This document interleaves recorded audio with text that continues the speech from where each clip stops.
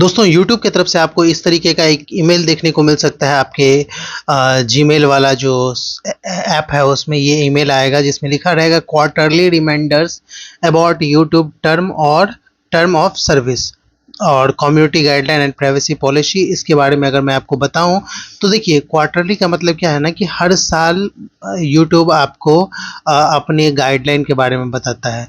फिर हर 6 महीने पर भी बताता है। अब 6 महीने का आधा करेंगे तो 3 महीना, हर 3-4 महीने के बाद यूट्यूब आपको बताता है। वो क्वार्टरली होता है। क्या होता है?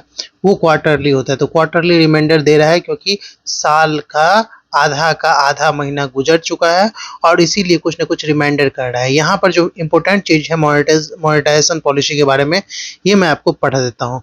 ये बस रिमाइंड करने आता है। रिमाइंड यानी कि आपको याद दिलाने आता है कि हमारे गाइडलाइन को आपको फॉलो करना चाहिए। यूट्यूब की क्या-क्या गाइडलाइन है उन सब के बारे में आपको बताता है। लास्ट में जो इम्पोर्टेंट चीज़ें हैं, अब आप वीडियो तक आ गए हो तो लास्ट की कुछ इम्पोर्टेंट चीज़ें ये भी जान लो।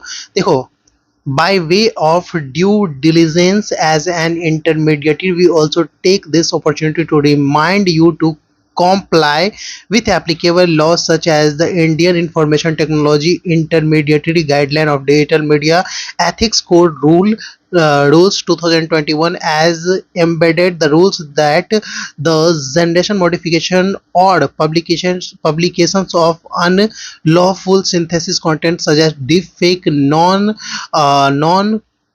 non-consensual और intimate imaginary etcetera is prohibited under the rules.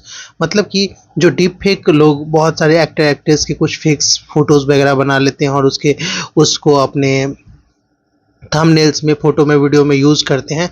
वो सारी चीज़ें अगर आप कर रहे हो एआई से बना के, वो चीज़ें नहीं करना है। मतलब कोई और जो 18+ कंटेंट होता है उस पर भी थोड़ा सा ध्यान रखना है। ये रूल है इंडिया का 2021 का। ये आपको बस रिमाइंड कराने के लिए भेजा गया है।